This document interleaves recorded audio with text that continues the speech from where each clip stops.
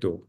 Continuando, vamos con la doctora Lorena. La doctora Lorena Montes es cirujana cardiovascular de la Fundación Cardiovascular de Colombia.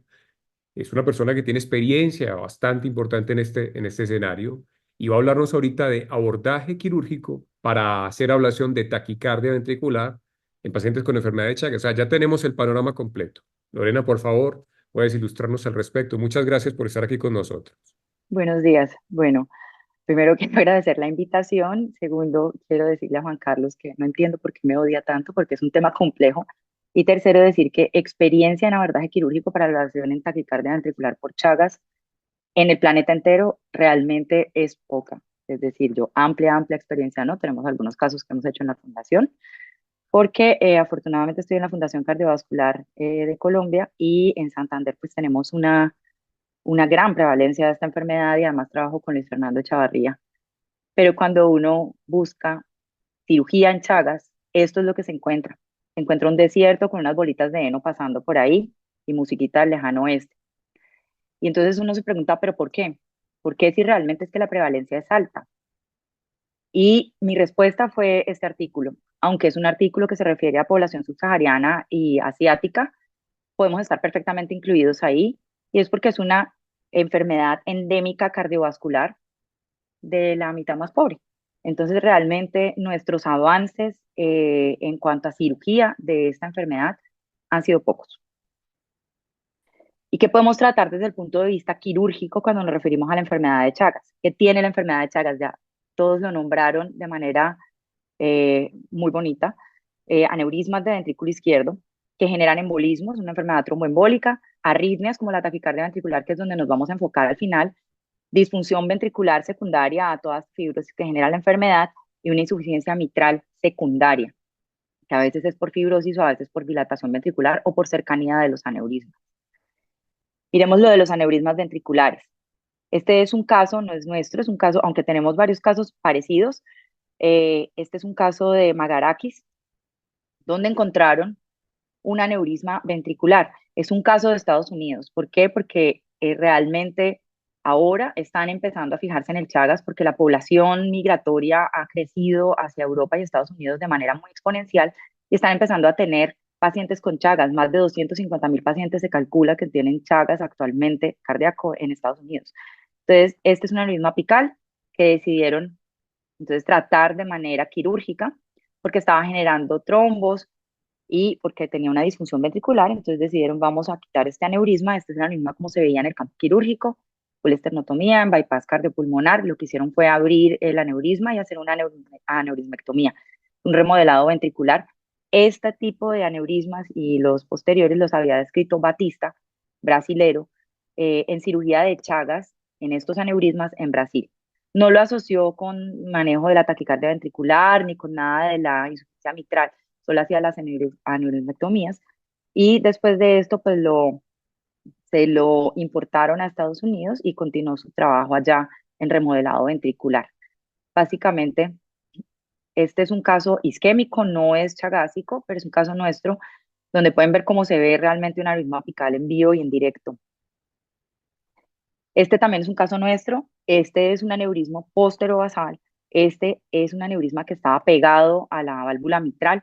Afortunadamente no comprometía la válvula mitral y pudimos respetar todo el aparato subvalvular y respetar todo lo que puede influir en que haya una disfunción de la válvula y no tuvimos que hacer nada sobre esa válvula, pero básicamente lo que hicimos fue abordarlo levantándonos pues el corazón, con el corazón obviamente parado, hacer una rafia del aneurisma, abrimos por la mitad del aneurisma, hacer una rafia y posteriormente cerrar este aneurisma.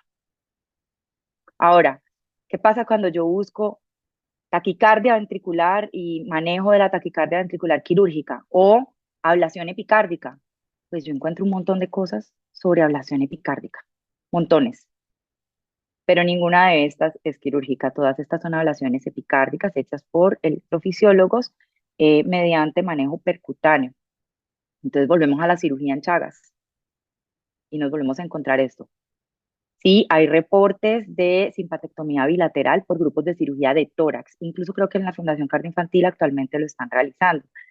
No es algo que hagamos nosotros en la institución, y pues no soy cirujana torácica, con lo cual no hablaré de esto. Pero este sí es un artículo que me parece fabuloso y ya que estamos en este simposio, y bueno, que estaban hablando de la taquicardia ventricular y la ablación de esta taquicardia, me parece buenísima la revisión y creo que todos deberíamos leerla.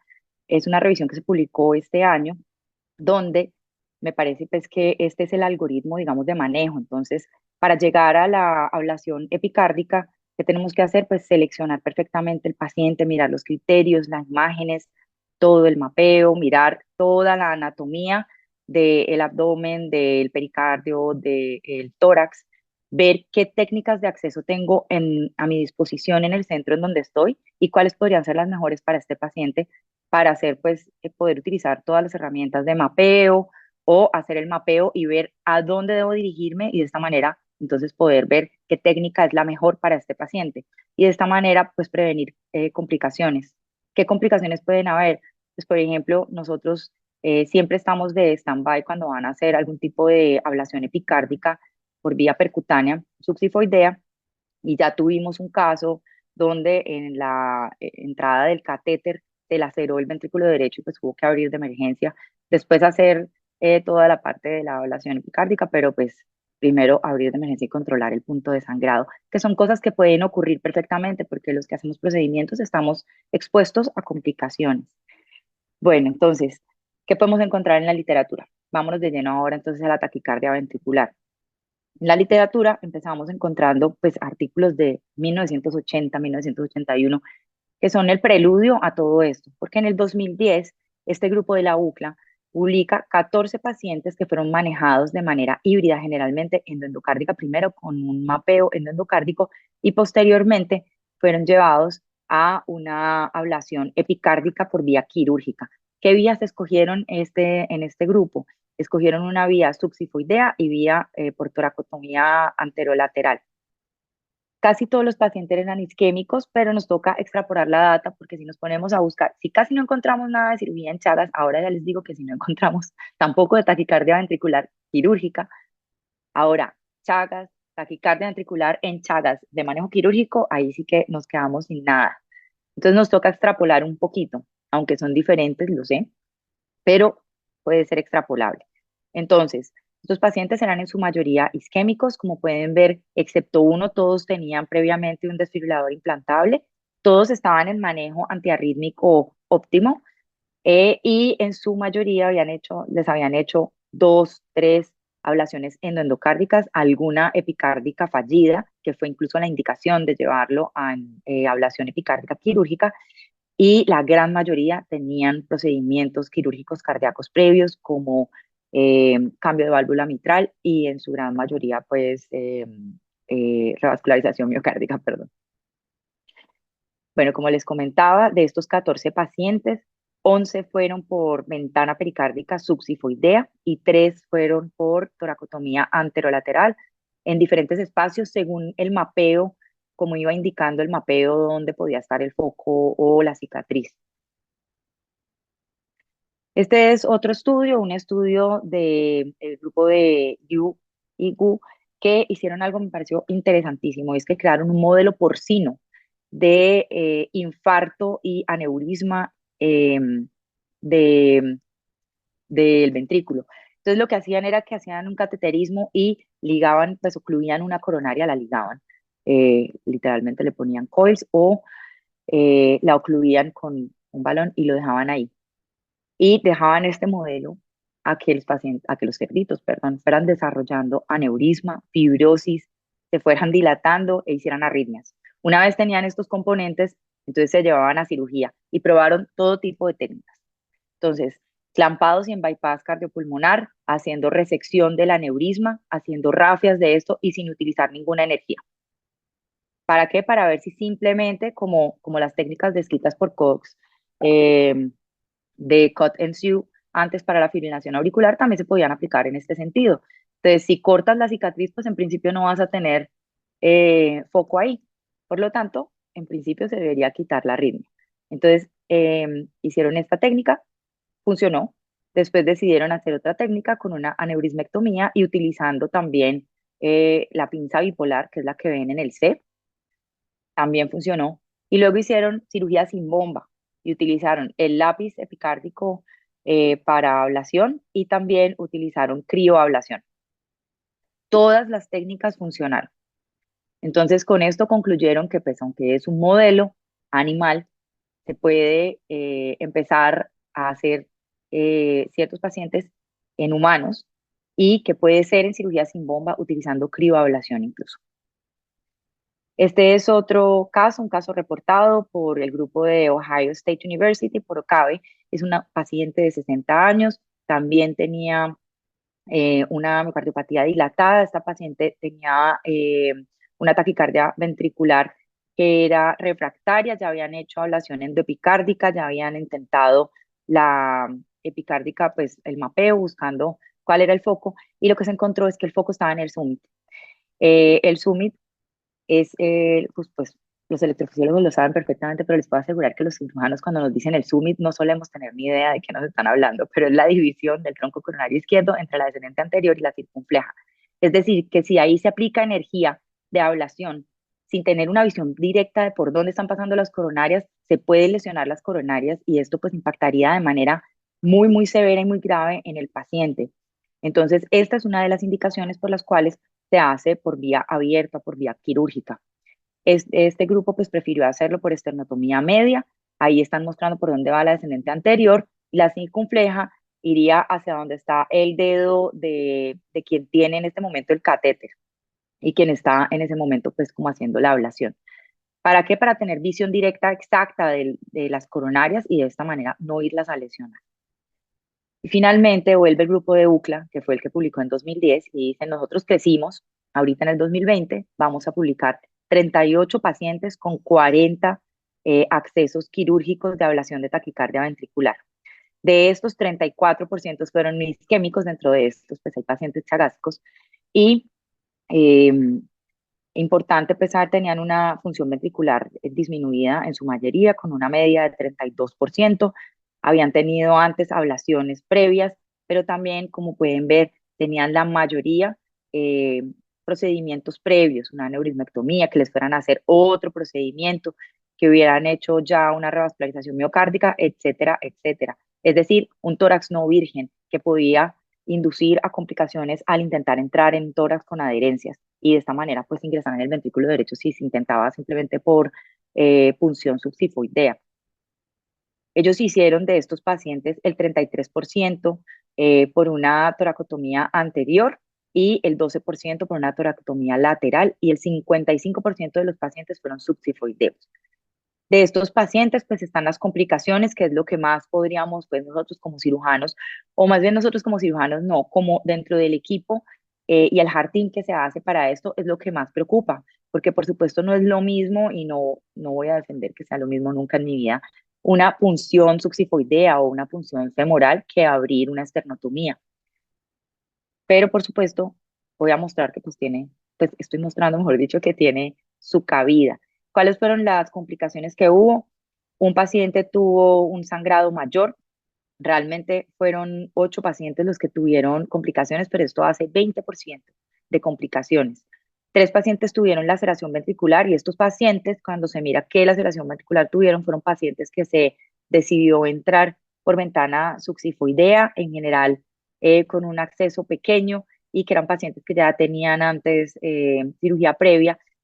Y les puedo decir que si podemos tener este tipo de complicación cuando tenemos una esternotomía entera y el corazón bajo decisión directa, pero está súper pegado, siempre se puede lacerar el ventrículo pues con una un mini acceso, pues mucho mayor, digamos, el riesgo de lacerar el ventrículo.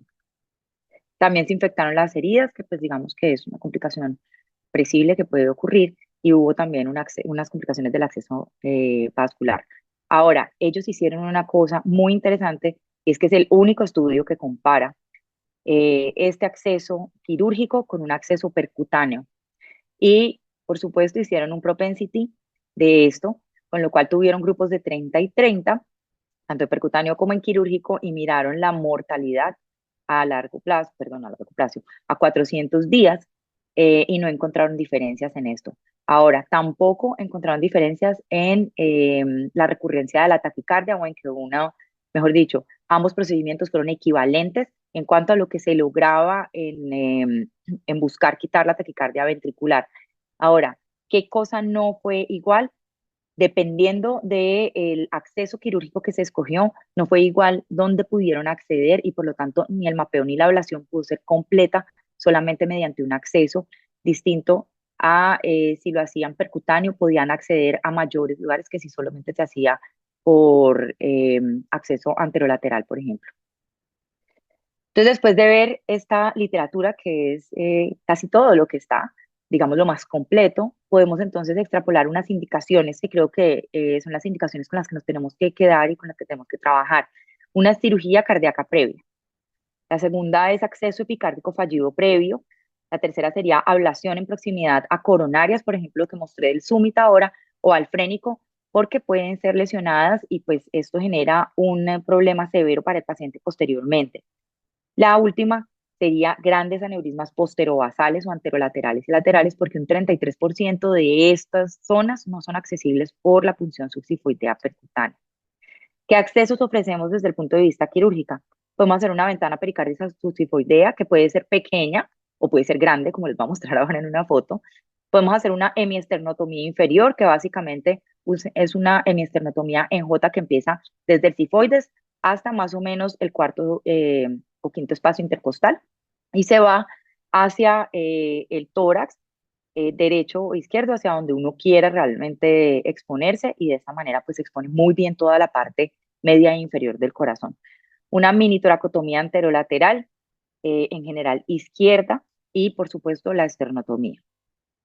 Aquí les muestro entonces qué se puede encontrar en azulito en el gráfico de la izquierda. Encontramos la ventana pericárdica subsifoidea y qué partes del corazón podemos acceder. Claramente podemos acceder a la parte inferior del corazón y un poquito hacia la cara lateral. Ahora, si entramos por la mini toracotomía anterolateral, pues en rojito, podemos ver que podemos acceder a la parte anterolateral del corazón, a la parte anterior y parte de la inferior desde ahí. Ahora, hay cosas que nos ha enseñado mucho la mínima invasiva coronaria y es que se puede acceder desde ahí también a toda la cara inferior del corazón mientras se dispongan de las herramientas necesarias como unos buenos estabilizadores y separadores. En el lado derecho, pues les muestro la visión quirúrgica ya de en el A, o sea, la foto del lado izquierdo es una mini tracotomía anterolateral y en la foto del lado derecho lo que tenemos es una ventana subsifoidea bastante extensa. Entonces, ¿cuándo hacer subsifoidea y qué tiene como de pros? Cuando se hace una subsifoidea no necesitas ventilar solamente con un pulmón, puedes hacer una intubación normal, con un tubo normal, con todo estándar, como se haría pues cualquier punción percutánea. Y la ablación del catéter pues puede ser interna o externa con un catéter irrigado. ¿Qué áreas se expone? Lo que les acabo de mostrar, la basal sobre todo inferior a inferior lateral del ventrículo izquierdo. Cuando podemos entrar, cuando no son muy severas las adherencias. ¿Por qué? Porque cuando son muy severas, al entrar justo ahí lo que nos encontramos directamente es el ventrículo derecho y parte del ventrículo izquierdo de la cara inferior y lo podemos lesionar y luego es difícil reparar. ¿Qué podemos mapear? Pues podemos mapear variables según lo que podamos disecar ahí y lo que encontremos, como les puedo mostrar, como les indiqué antes, casi toda pues la pared inferior y sobre todo todo lo basal. ¿Qué podemos dañar? Si hay algún bypass a la coronaria derecha o a la descendente posterior o a una posterolateral desde la izquierda.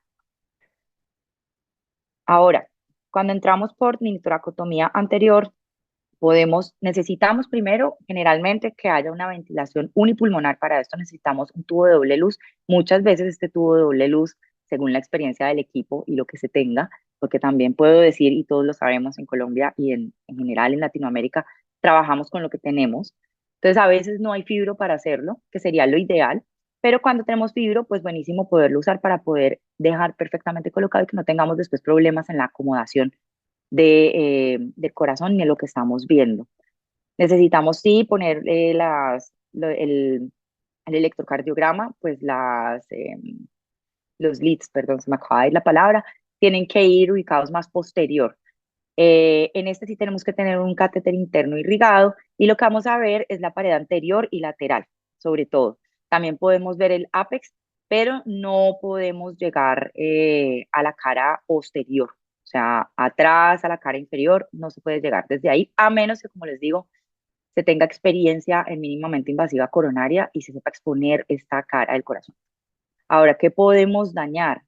Podemos dañar cualquier bypass que esté atravesando esto. Es decir, el bypass a la descendente anterior, un bypass a la obtusa marginal. Y con esto hay que tener cierto cuidado en caso de que vayamos a hacer esta exposición y nos vayamos a traccionar, que no tenga una prótesis mitral antes puesta ahí, biológica, porque podemos romper el ventrículo.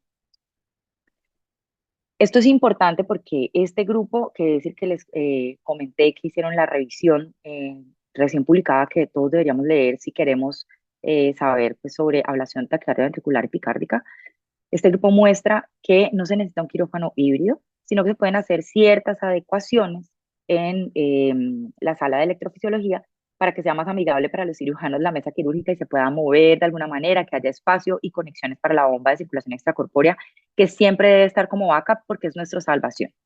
Nosotros trabajamos con mallita, es decir, como en el circo.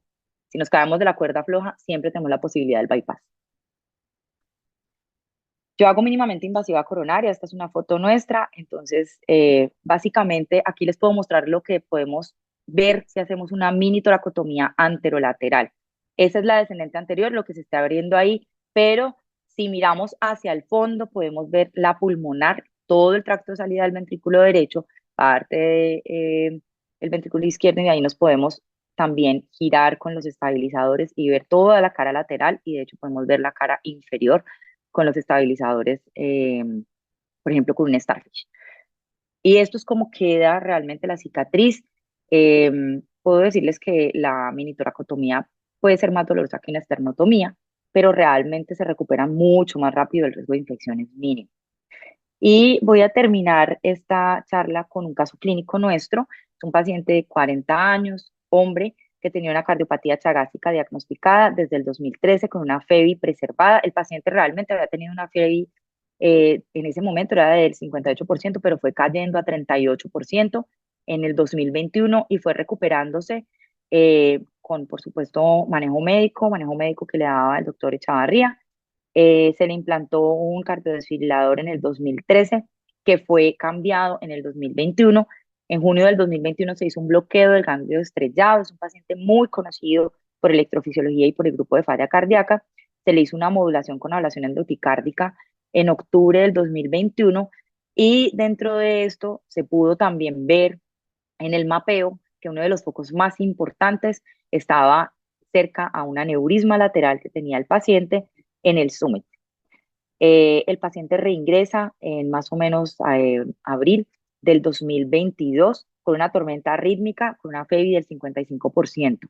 El paciente se trata con absolutamente todo y aunque para la tormenta rítmica recurre y recurre y recurre, tengo que disculparme por no tener el ecocardiograma porque desapareció de los servidores, pero puedo aquí mostrarles el angiotac que tenemos donde pueden ver que tiene un aneurisma, el paciente, un aneurisma en la cara lateral hacia anterolateral, muy cerquita de la circunfleja y que además incluye, si vemos acá en el último, en el primero, perdón, que es el TAC de coronarias, las obtusas marginales dentro de él. Este es un PEC-TAC,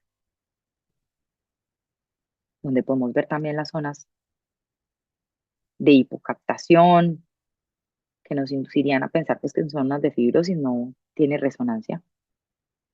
Pero creo que con esto pues podemos ilustrarnos a lo que estoy diciendo. Yo por supuesto no les voy a decir, yo no soy una experta en imagen cardíaca, pero el doctor anterior puede encontrar los hallazgos que estoy describiendo en esto. Y lo que hicimos fue entonces llevarlo a un mapeo epicárdico con posterior ablación. Hicimos una esternotomía media e hicimos un mapeo. Ahí estoy mostrando por dónde está la descendente anterior y ustedes pueden ver ahí contrayéndose el aneurisma de la cara lateral, que como pueden ver está cerca entonces al summit e incluye algunas obtusas marginales. hicimos con el grid el mapeo y luego puedo mostrarles, no tengo videos justo de cuando estábamos haciendo la ablación, pero bueno, la ablación se hizo con un catéter de ablación epicárdico y nos levantamos el corazón con un Starfish, lo pueden ver ahí, en la punta del corazón tenemos un Starfish que es uno de los estabilizadores que usamos para cirugía coronaria sin bomba y con esto localizamos en el mapeo varias zonas donde hicimos ablación. Una era en la salida, el tracto de salida del ventrículo derecho, cerca incluso a la descendente anterior había otro foco de taquicardia ventricular. Todos esos focos se quemaron mediante visión directa y luego estaba este aneurisma. Este aneurisma se le hizo entonces también una ablación, como pueden ver ahí, bajo visión directa para no quemarse, llegó hasta el summit para no quemar ni la circunfleja, ni la descendente anterior, ni las obtusas marginales. De hecho, el paciente, pues obviamente se controló, como todas las cirugías cardíacas, con troponina posoperatoria sin tener una troponina elevada de infarto perioperatorio ni nada por el estilo. Y lo que ven ahí ya son las lesiones. Posterior a esto, les puedo contar que el paciente evolucionó muy satisfactoriamente de su parte eh, de la ablación. De hecho, no hubo que hacer nuevas ablaciones y el paciente pues continúa en controles y va bien respecto a eso. Ahora, sí tuvo una complicación en el posoperatorio y fue una neumonía que se encontró más o menos al siguiente día del posoperatorio que le generó una sepsis, pero salió de todo esto y posterior a esto pues se pudo ir a casa tranquilamente. Entonces, con esto voy a concluir con los mensajes para llevar a casa y es que esto puede ser un procedimiento, perdón, que este debe ser un procedimiento que debe ser planeado previamente, que tiene unas indicaciones claras y que las tenemos que tener claras nosotros como equipo y las vías de acceso que podemos utilizar, que ojalá se tengan las herramientas suficientes y el conocimiento para entrar por estas vías de acceso. Se tiene que tener un trabajo de equipo, un trabajo entre electrofisiología, el equipo de falla cardíaca, el equipo de unidad de cuidado intensivo posterior y el equipo de cirugía, que se deben en este momento adaptar los procedimientos al paciente. ¿A qué me refiero con esto? A que si sé que lo único que tengo que ingresar es a la cara lateral, puedo hacer una mini toracotomía anterolateral y según el lugar donde encontré en el mapeo, donde se encontró el mapeo endocárdico, pues puedo acceder por el tercer, el cuarto o el quinto espacio según lo que se necesite. Es decir, necesito adaptar realmente el procedimiento a las necesidades del paciente. Y finalmente dejar el mensaje de que esto es posible y es seguro. Y podemos hacerlo mientras tengamos todos estos mensajes clarísimos y trabajemos en equipo. Con esto termino. Muchísimas gracias por la invitación. Quedo atenta a cualquier pregunta y este es mi email en caso de que me quieran contactar.